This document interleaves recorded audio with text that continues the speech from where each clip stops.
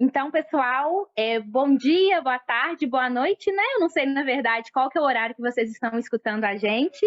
Esse é o novo projeto do Coletivo Nossa Voz Contagem, que é, né, uma série de podcasts, né, que tem aí a intenção de ser quinzenal. Hoje nós temos aqui a felicidade e a honra de receber como nossa convidada a Adriana Torres, que vai bater um papo com a gente sobre um tema aí que está muito em voga agora por causa de um decreto muito infeliz do presidente Bolsonaro, né? Que é a questão das escolas especiais. Então, apresentando um pouquinho, né? Meu nome é Luércia, novamente, eu sou estudante de psicologia e sou cofundadora do coletivo Nossa Voz. Estamos aqui também com o Natan, né? Estudante de pedagogia, cofundador do coletivo Nossa Voz também e um pesquisador na área da educação. E vamos receber hoje aí para esse bate-papo a Adriana Torres, que é mãe de autista, né? E é autista também.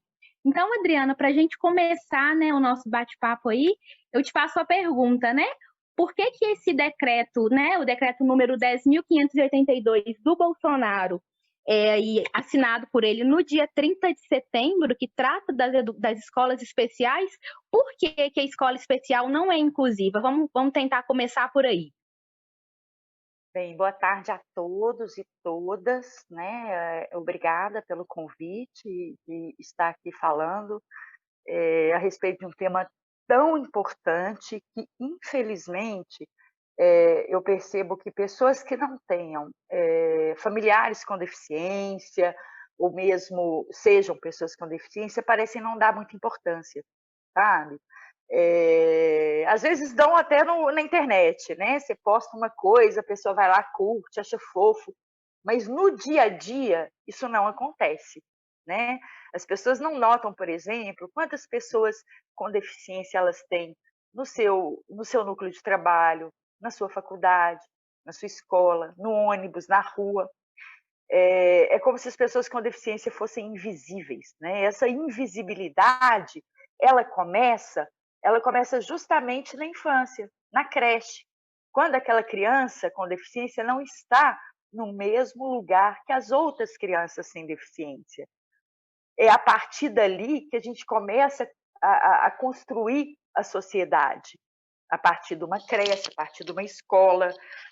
Se você não tem colegas que estejam naquele grupo, você também não vai ter quando for mais velho. E nem estará apto a compreender as necessidades do grupo.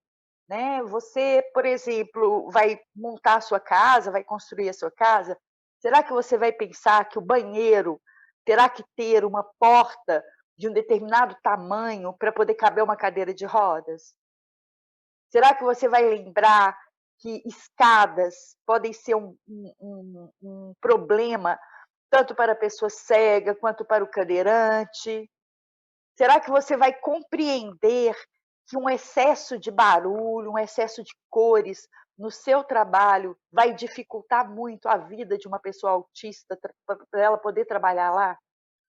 Essas dificuldades, elas existem, né, porque em algum momento nós excluímos ou fomos excluídos, né, da sociedade pelas pessoas sem deficiência, pelo sistema que determina quem é ou não produtivo para ele, quem deve ou não estar dentro. A partir do momento que você cria espaços segregados para as pessoas com deficiência, né, você acaba não permitindo que elas estejam dentro da sociedade como um todo. Não sei se eu respondi sua pergunta. Respondeu sim, Adriana. Eu vou passar agora a palavra para o Natan para que ele fale um pouquinho também, né, o porquê que, na percepção dele, as escolas especiais, né, elas não são inclusivas, de acordo com esse decreto que o Bolsonaro assinou. Por que, Natan, na sua opinião, as escolas especiais elas não são inclusivas? Bom dia, boa tarde, boa noite para todos e todas. Começar a falar com a fala da primeira-dama Michele Bolsonaro, né? Quando ela fala assim: o lançamento da PNE representa um passo significativo desse governo rumo a um país mais justo e com igualdade de oportunidades. A PNE ela fortalece o direito de escolha da família. Temos o dever de oferecer aos cidadãos cidadãos, a opção de escolarização em escolas regulares, escolas especializadas ou bilíngues de surdos. Destas, a língua brasileira de sinais é a primeira língua de instrução e comunicação, e o português, em sua modalidade escrita, a segunda língua. Essas falas não parecem refletir, né, a realidade das escolas brasileiras, ainda menos quando estamos falando de escolas que pensam a equidade de oportunidade de todos os cidadãos. Escolas especiais, a gente sabe que não tem nenhum tipo de dedicação, de verba.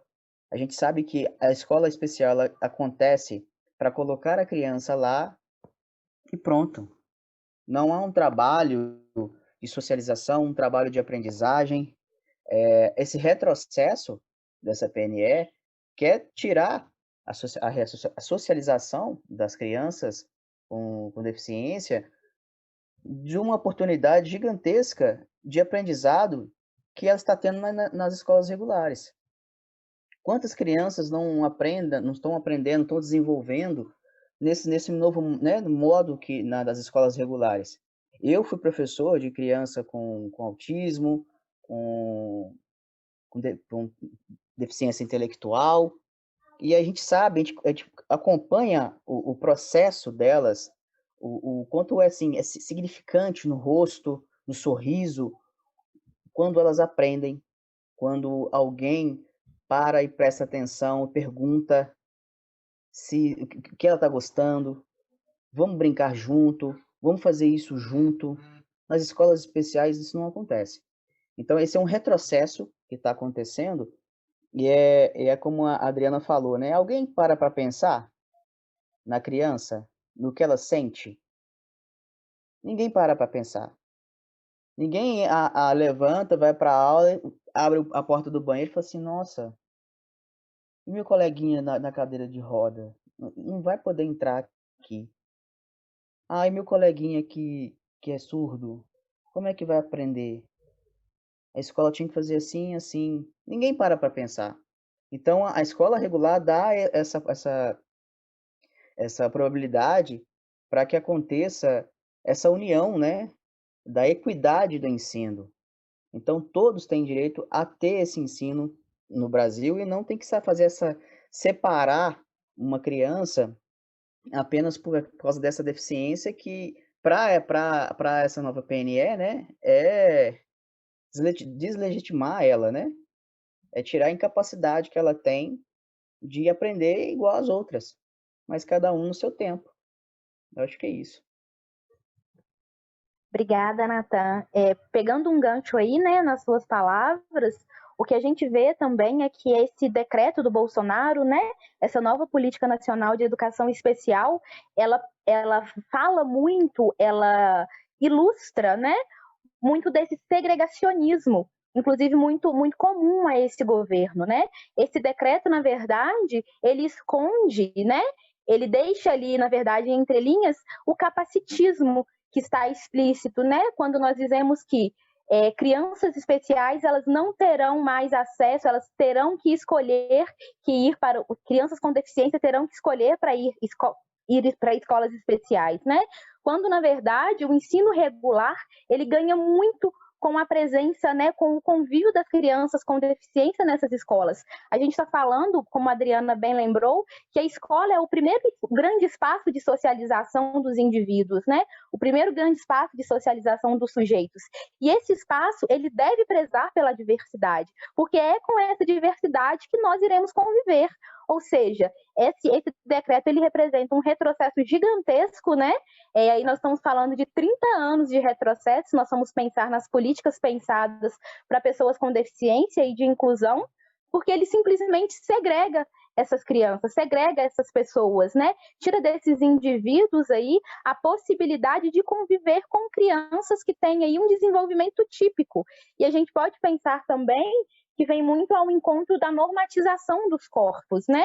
Como se aquele que é diferente, aquele que apresenta um desenvolvimento diferente não fosse bem-vindo a determinado espaço. Então, a gente vem muito de encontro a essa questão. Por que a criança com deficiência ela não deve conviver com as crianças, né, que têm desenvolvimento típico? Qual que é a grande questão? Então, a gente volta aí de novo à questão da segregação, do capacitismo, né? E de pensarmos também num novo modelo de escola. Né? Se a escola regular hoje, porque a questão do decreto é, vamos criar escolas especiais, porque as escolas regulares, teoricamente, não estariam sendo suficientes para as crianças com deficiência. Não seria, então, o caso de pensar a escola? Eu vi um post, né, ali do Diário de Alice que falava justamente disso. Vamos mudar a escola e não mudar de escola. Nós estamos, né, diante de um contexto de mudanças paradigmáticas ocorrendo aí, e que a gente tem que pensar essas novas mudanças, né? Pensar que a escola é um espaço de todos, um espaço para todos, né? E não de segregação. Tirar as crianças especiais, tirar as crianças, com deficiência do convívio, né, das crianças típicas, na verdade, é um grande retrocesso, né, para com que essas crianças não tenham, as crianças típicas não tenham nenhum convívio, né, com crianças com deficiência e causam um estranhamento muito maior lá na frente. Porque hoje em dia a inclusão é uma grande questão, né? Porque muitos de nós não convivemos com pessoas diferentes, com pessoas diversas. E é justamente esse o ponto que eu acho que nós temos que levantar também, né? Porque quando é que a diversidade ela se tornou um problema? Quando foi que a gente quis tão sempre normatizar as pessoas, né? Adriana, passo um pouquinho novamente a fala para você, para que você fale um pouquinho sobre isso também e sobre a experiência que você tem, né? Eu te acompanhei um pouquinho e vi que você é uma ativista aí das causas das pessoas com deficiência.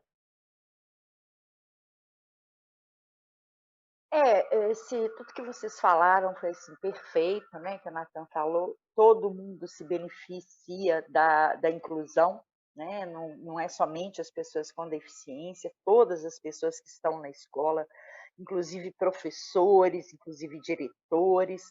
Lembrando que 50% das deficiências, no mínimo, são adquiridas, ou seja, acontecem ao longo da vida, né?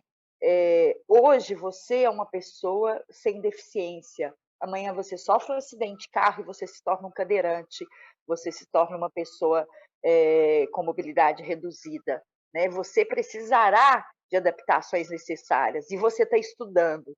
Quer dizer, a escola então não vai querer você mais, você vai ser... Não, agora você não serve mais para a escola? Como assim? Né? Não tem lógica alguma. Infelizmente, esse movimento ele não vem de agora, tá? Desde o golpe, desde que o Temeroso assumiu, já houve toda uma movimentação, né, no sentido de tentar retroceder na política de inclusão. E por quê? Número um, por causa das escolas particulares, que elas não querem a inclusão. Essa é a verdade, esse é o fato, né? Elas não querem ter alunos, né, que possam acarretar qualquer tipo de investimento diferente do que elas fazem atualmente. E não é mais caro ter alunos de inclusão, porque todo aluno se beneficia, né, de adaptações que são feitas para pessoas com deficiência.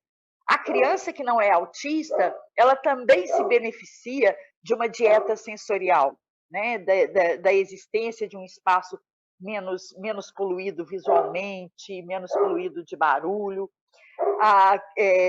Ela também se beneficia quando a gente começa a trabalhar com rotina, com antecipação do que vai acontecer. Tudo isso beneficia não somente a criança autista, tá? Quando você tem uma rampa, você não está beneficiando somente um cadeirante, você está beneficiando o idoso, a grávida, ou às vezes aquela pessoa que acordou cansada, aquela criança que acordou cansada naquele dia que não está dando conta de subir a escada. Então, mas esses investimentos as escolas particulares não querem fazer. Tanto é que chegaram a entrar, né, com recurso no STF e perderam para poder cobrar mais, né, do estudante com deficiência. Para além disso, nós temos, por outro lado, as escolas ditas especiais, né, a Paz, Pestalozzi e tal, né, que perderam recursos da educação, sendo que elas não recebem só da educação, é da saúde também, né?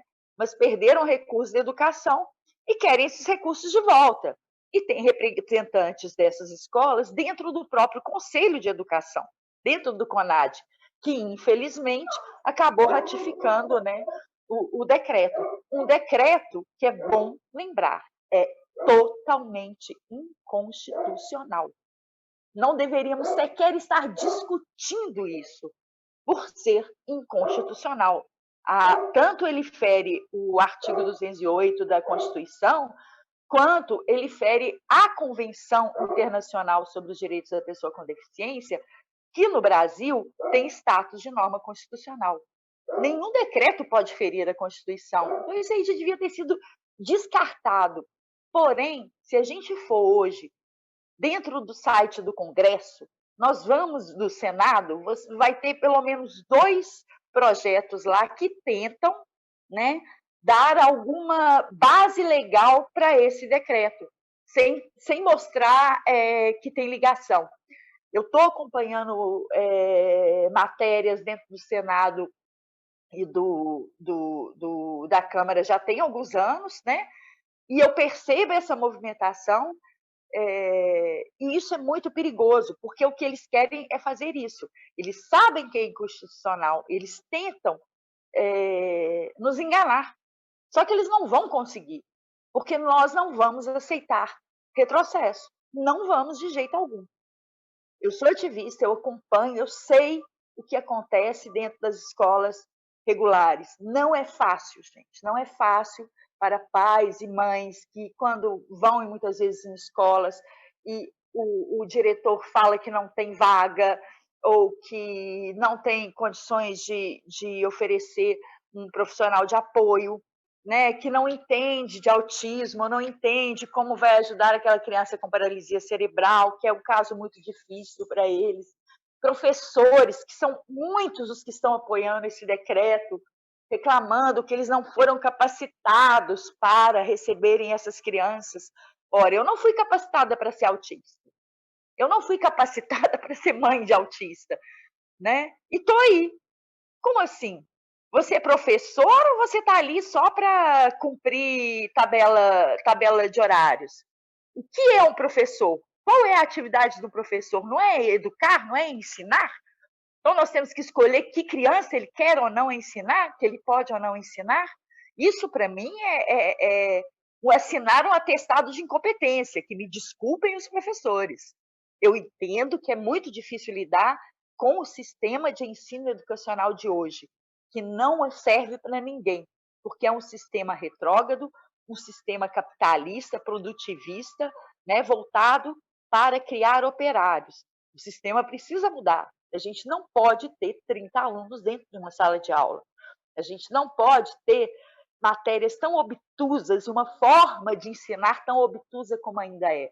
Nós temos ótimos exemplos no mundo inteiro de renovação do sistema de ensino que o Brasil poderia, né, estar utilizando tanto nas escolas públicas quanto particulares. Então, eu entendo o quanto é massacrante para o professor.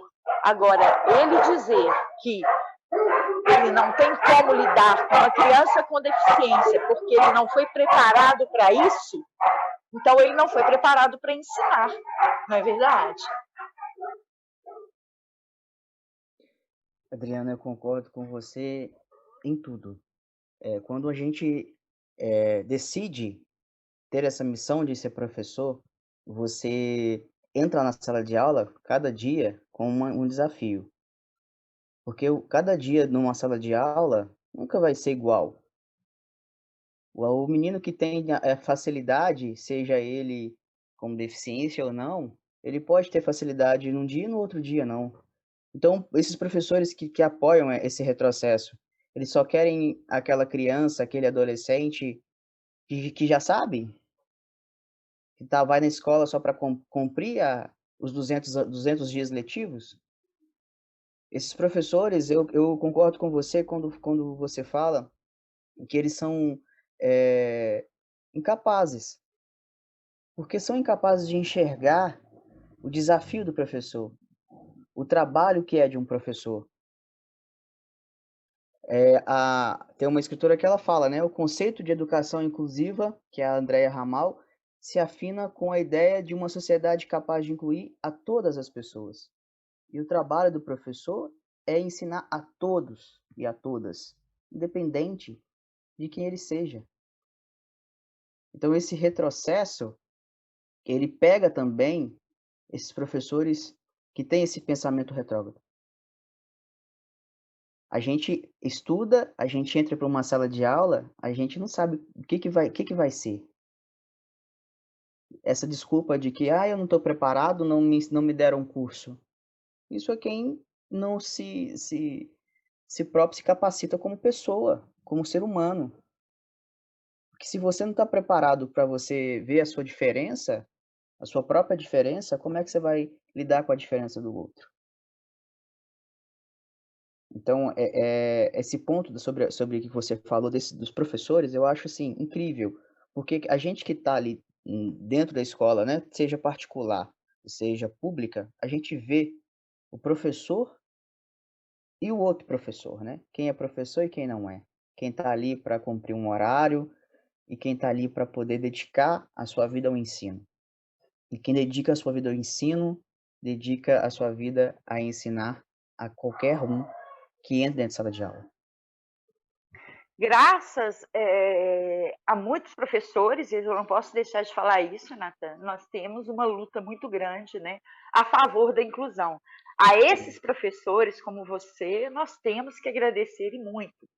Eu tenho o privilégio de poder pagar uma escola particular para o meu filho, que é uma escola super pequenina, aqui em Belo Horizonte, ela é bem pequenina, é a única escola declaradamente de esquerda de Belo Horizonte, que ela foi criada na época da ditadura militar, justamente como enfrentamento dos pais, e tem como base uma pedagogia de um comunista, que foi Freinet, né, que ele era afiliado ao Comuna de Paris.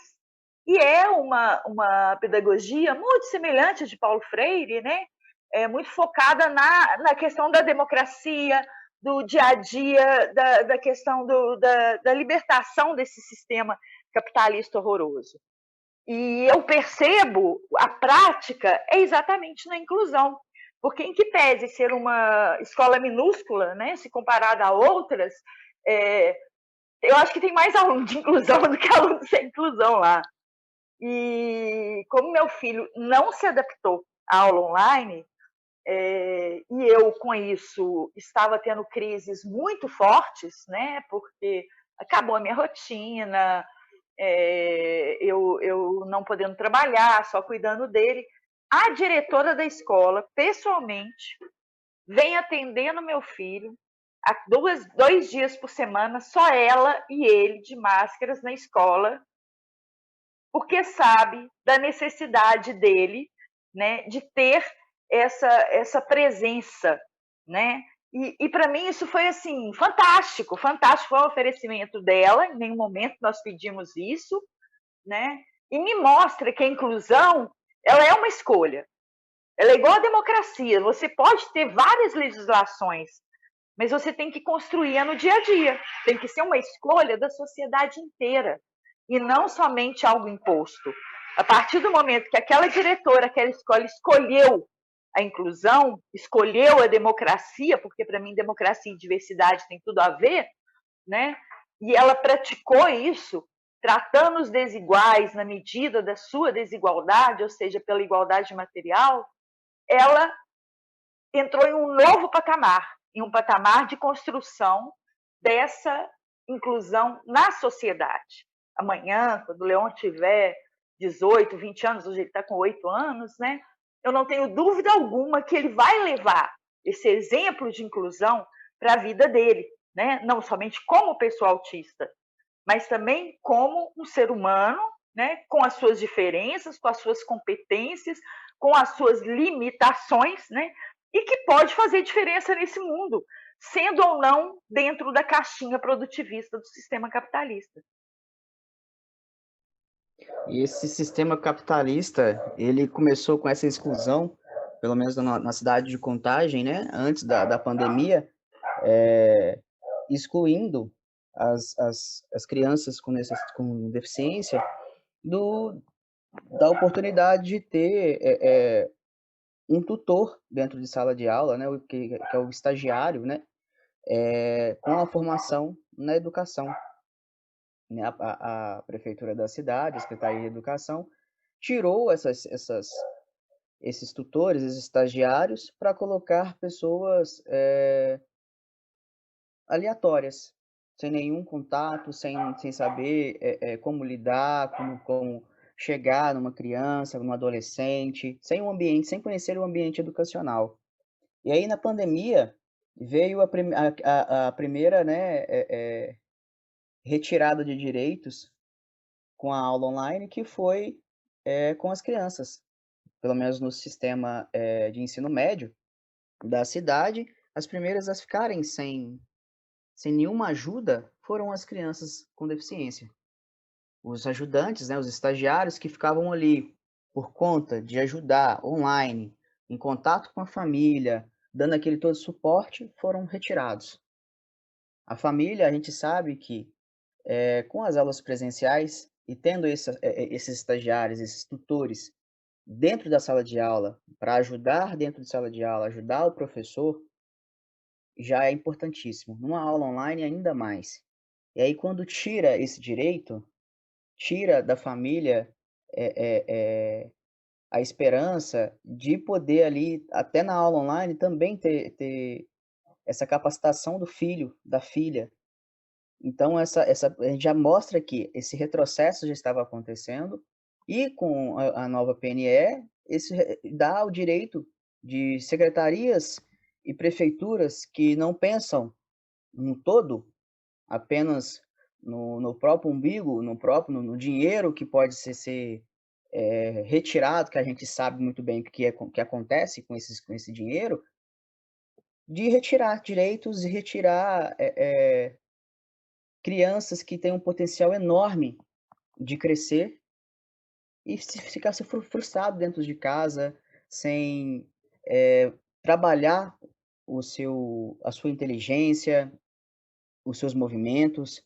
Então, assim, o que você falou sobre essa escola, assim, é importantíssimo ter mais escolas como essa. E que as escolas públicas, que os próximos gestores possam pensar numa educação né, de equidade, uma educação que visa que todos nós somos inclusivos. Todos nós, como você falou, né, a gente pode nascer sem nenhuma deficiência, mas e amanhã? A gente não sabe o dia da manhã. Então a gente tem que pensar por todos. A gente tem que pensar que amanhã é um novo dia de surpresas, um novo dia que a gente não sabe o que vai acontecer. E isso está faltando nos nossos governantes, né? É pensar no hoje, é pensar no eu. E eu vejo também a falta que faz o povo lutar contra isso. Porque só quem é da causa, só quando dói na ferida na gente, que aí a pessoa vai pensar. Então, a importância de falar sobre esse retrocesso, né, esse bate-papo que a gente está tendo aqui, faz com que as pessoas parem e pensem: o que está acontecendo? Só foi por causa da pandemia que foram pensar de como que é o trabalho do professor dentro de sala de aula. E as mães que têm os filhos com deficiência? Que às vezes não tem um dia sequer para poder falar assim: ufa, meu filho agora vai aprender numa escola que ele vai ser valorizado. E isso faz a gente pensar, faz a gente refletir, que a inclusão é educação, é justiça, é diversidade, é diferenças, é respeito, é convivência, é tolerância, é paz. São todas as palavras soltas que, conectadas, incorporam a nossa vida e resultam num mundo melhor. Eu acho que é isso.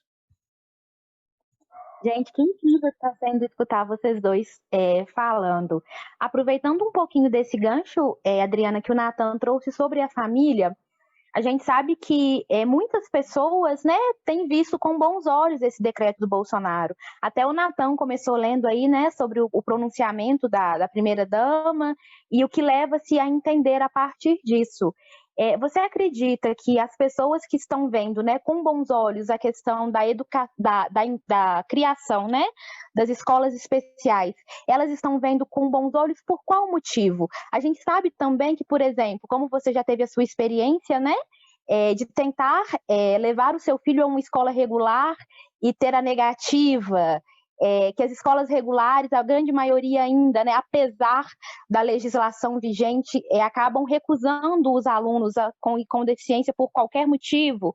O que você acha que leva as pessoas a pensarem que esse decreto vai ser benéfico para as pessoas com deficiência, né? Você acha que vem muito dessa sensação de desamparo, né? Que muitas das pessoas, que às vezes, muitas das famílias com pessoas com deficiência vivem, né? As mães, principalmente, têm uma sobrecarga muito grande. Eu falo isso, né? Meu irmão, ele é autista, e ele tem, além do autismo, né? Ele tem epilepsia e tem também um transtorno mental agregado.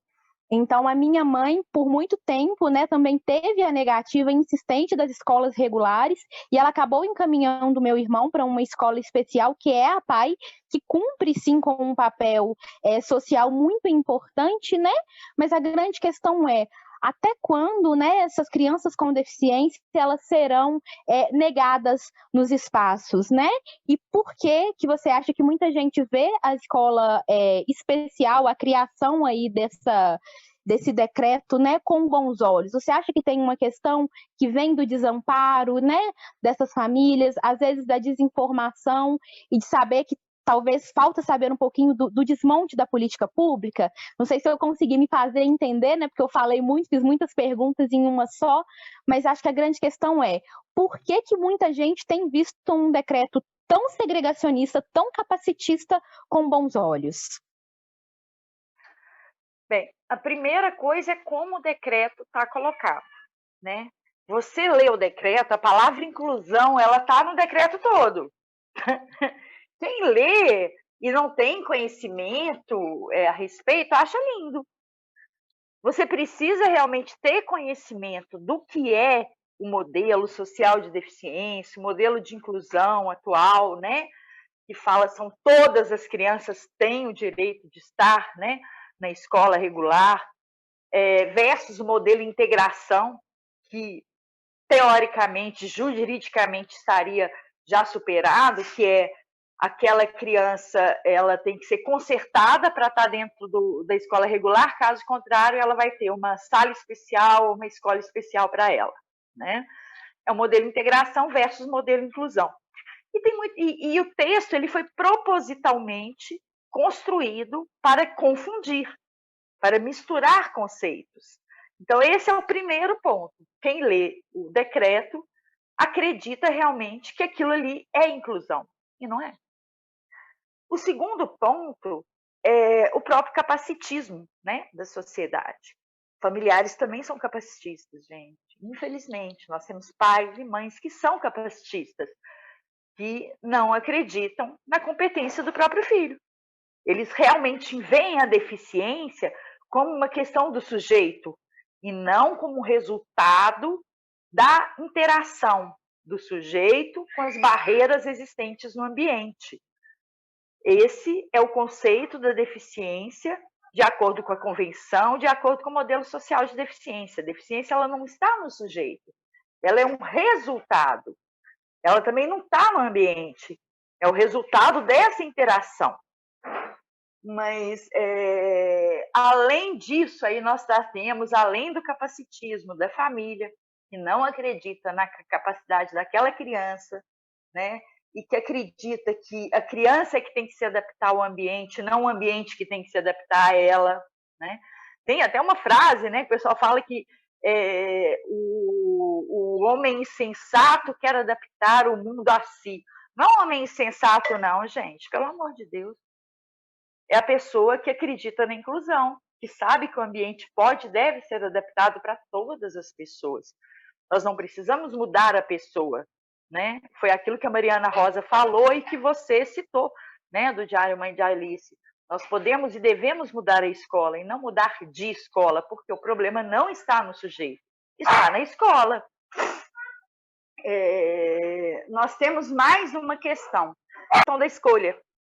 Porque é muito bonito alguém falar assim, não, agora os pais e as mães vão poder escolher o que é melhor para os seus filhos. Primeiro que essa escolha não vai existir. Ela existe hoje. Ainda existem escolas especiais, vocês sabem disso. Apenas que o investimento ele deve ser direcionado para as escolas regulares. Mas exatamente por não termos escolas ainda preparadas devidamente, ainda existem escolas especiais.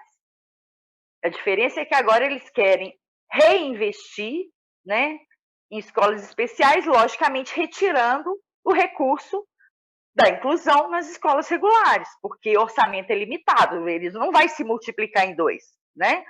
Então vai dividir. Essa questão da escolha, ela é uma fábula, isso aí é uma fake news. Porque se hoje, com a lei do nosso lado, muitas vezes a gente precisa entrar judicialmente para poder garantir o direito da criança de estar no ensino regular, imagina com esse decreto. Quantas escolas não vão virar e vão falar, e já está acontecendo. Eu vi a Andrea Werner postando nas redes dela, essa escola, várias escolas já estão entrando em contato com seus alunos de inclusão, ou com as mães, né? E começando a negativas. Se você for na página da Andrea Werner, você vai ver isso, o que ela anda recebendo de pais e mães. Era tudo que as escolas mais queriam, né? Era ter esse decreto, entre aspas, do lado delas. Então, não, essa escolha não vai existir. E, sinceramente, escolha melhor para quem? Porque quando a primeira-dama fala de escolher o melhor, é escolher o melhor para os pais ou para a criança? Como você citou. Vai ou não perguntar para aquela criança onde ela quer estar, né? Onde que é melhor para ela. A exclusão nunca é melhor para ninguém.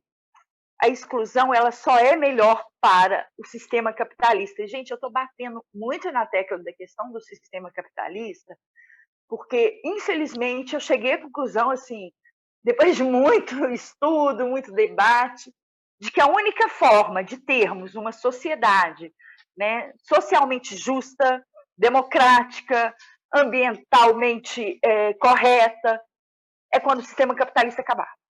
Eu já não acredito e não vejo nenhuma possibilidade de termos uma sociedade melhor dentro do sistema capitalista. Adriana, concordo plenamente com você no que se diz, inclusive, ao sistema, né? O sistema capitalista, inclusive nessa questão da inclusão das pessoas com deficiência, ele falha absurdamente, porque o sistema capitalista ele tem uma ótica que é da produtividade, né? E aí, quando eles falam pra gente que pessoas com deficiência produzirão menos, automaticamente, né, esse sistema vai querer excluir essas pessoas. Me veio aqui à cabeça, né, que essa questão das escolas especiais, ela vem de encontro a inclusive um processo, né, que a gente achou que tínhamos superado por algum tempo, que me lembra muito a questão da higienização social. É como se esses corpos, como se essas pessoas não fossem benquistas, né, não fossem bem vistas e não fossem queridas dentro do ensino regular, dentro da escola regular, né? E ali, muito pelo contrário, vão contribuir imensamente para ir para a composição de uma sociedade mais justa, mais igualitária e realmente aí mais inclusiva. Essa última questão que você falou, né, sobre como o decreto foi escrito e como é difícil para quem é leigo, totalmente leigo no assunto, ver, né, que na verdade ele é um decreto capacitista e segregador, porque realmente o tempo inteiro ele fala de inclusão, as palavras que ele usa, né, parecem o tempo inteiro querer retomar aí essa questão e na verdade não é. A quem ele beneficia, eu acho que é a nossa grande pergunta também, sabe? Que talvez é uma das mais difíceis, assim, de se pensar. Por que esse decreto, né? Por que esse governo, esse desgoverno, na verdade, quer tanto excluir as pessoas, né? Quer tanto varrer para debaixo de algum lugar, para algum outro lugar, as pessoas com deficiência, as pessoas diversas, como ele tem feito desde o início, né? Você falou muito bem na questão que não começa de agora, a gente vem de um desmonte de políticas públicas gigantesco, eu fiquei muito feliz de ver o movimento que tem se levantado, né, aí para revogar esse decreto. Inclusive já tem até um projeto de lei, né, que vai ser votado terça-feira agora, que vai tentar aí anular o decreto do Bolsonaro, que, como você bem disse, é inconstitucional. É um papo que a gente ficaria muito, muito tempo conversando, né? Mas eu gostaria agora que nós encaminhássemos para as considerações finais do Natan, suas também, Adriana, já de antemão eu agradeço o seu aceite, foi assim extremamente enriquecedor. Hoje nós saímos daqui, né, com uma visão muito mais ampliada do que significa, né, a inclusão de fato, com uma visão um pouco mais robusta também, né? E um senso crítico muito mais aguçado, para que a gente consiga ver além do que está escrito, né? Então eu convido vocês agora para as considerações finais, para que a gente finalize aqui o nosso primeiro episódio do nosso podcast, que já começou com muita potência aí com a sua presença, Adriana. Agradecer a sua presença, foi assim, enriquecedor. A sua fala é maravilhosa, é de muito aprendizado. Eu acho que esse podcast vai contribuir com que as pessoas escute e pare para pensar e estude mais sobre a inclusão. E para terminar, eu só queria dizer que a inclusão é o aperfeiçoamento básico humano de educar para a construção de um mundo mais sociável. Mas que para esse mundo ser mais sociável, a educação tem que ser de equidade e igualdade para todos. Muito obrigado e até a próxima. Agradeço, Natan, agradeço, Luécia, esse bate-papo que foi excelente, tá? Eu espero que possa alcançar muita gente, que as pessoas compreendam, né? Todas e todos temos o direito de estarmos na escola, de estarmos na sociedade, né? E não podemos ter uma visão tão produtivista do ser humano. Tem um texto da Amy Sequência. A Amy, ela é uma autista estadunidense, não oralizada, com múltiplas deficiências, e que utiliza a escrita, né, como uma forma de comunicação, e ela é ativista pelo modelo da neurodiversidade, assim como eu. E nesse texto ela diz que as pessoas estão muito preocupadas, né, com a questão de se é ou não inteligente, com o QI, né, com o conceito de inteligência, e que as pessoas não entendem que cada um tem um objetivo na vida. Cada um se satisfaz com coisas diferentes, nós não somos iguais. Então ela, só por levantar de manhã, ela celebra, né? Quando ela consegue fazer algo que ela não fazia antes, ela celebra. Ela não trabalha, ela não tem um CPF, ela não tem um título de eleitor, vamos dizer assim, lá dos Estados Unidos, né? Ela não tem um curso de mestrado ou doutorado, e mesmo assim ela celebra a própria vida, né? Então vamos celebrar a vida de todos e todas. Não vamos determinar o valor dessa vida pela sua produtividade, porque isso não existe. Nós todos somos seres humanos dotados de direitos. Todos merecemos estar no mundo e incluídos dentro de todos os espaços que quisermos estar, né? Vamos levar isso para a vida. É isso. Fantástico, muito obrigada mais uma vez, Adriana, pela presença. Agradeço em nome de todo o coletivo Nossa Voz. Tenho certeza que todos ficarão assim encantadíssimos, né? E sairão com muito mais informações desse podcast. Agradeço também ao Natan, ao Cal, que está dando aí apoio para a gente. E, gente, só para nós finalizarmos aqui, sigam as redes, né, aí do coletivo Nossa Voz. Nós estamos sempre aí propondo novos projetos para a cidade, propondo novas formas, né, de diversidade, de viverem, enfim. Sigam também a Adriana Torres, ela posta textos incríveis lá no Facebook dela. Diário da Mãe de Alice também, que é incrível. E a Leandrinha, né, a Leandrinha Duarte, que também é uma ativista PCD. Nós finalizamos o nosso podcast hoje por aqui e até a próxima, pessoal.